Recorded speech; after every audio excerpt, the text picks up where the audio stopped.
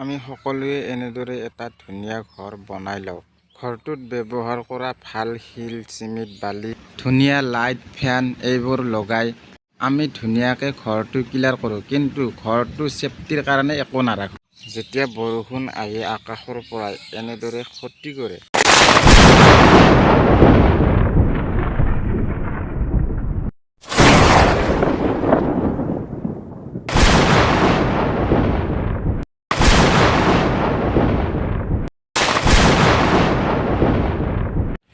আৰু এইবোৰৰ পৰাই বাচাৰ কাৰণে চাই দেখক ভিডিঅ'টো, এইটো নাট লগাম আৰু এইডালো কপাৰ, এইডাল কপা হয়। এইডাল এতিয়া বেণ্ড কৰিম, কেনেকৈ বেণ্ড কৰোঁ সেইটোৱে দেখাই দিম। আৰু এইডালে এই প্লেটখনত ফিটিং হ'ব, প্লেটখনত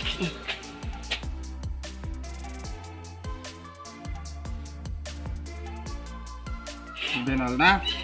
এইটো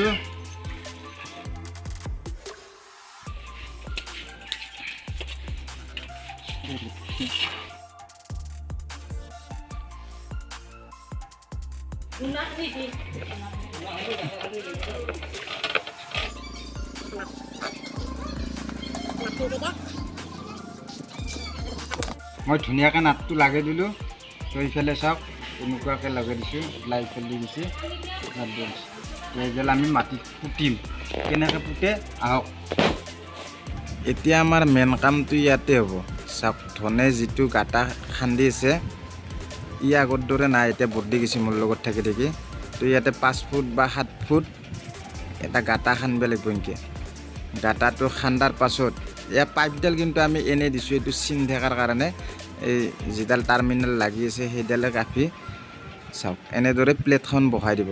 তাৰে পাছত নিমখ দিব, যিমান পাৰে 15 কেজি 20 কেজি যিমান পাৰে নিমখ দিব।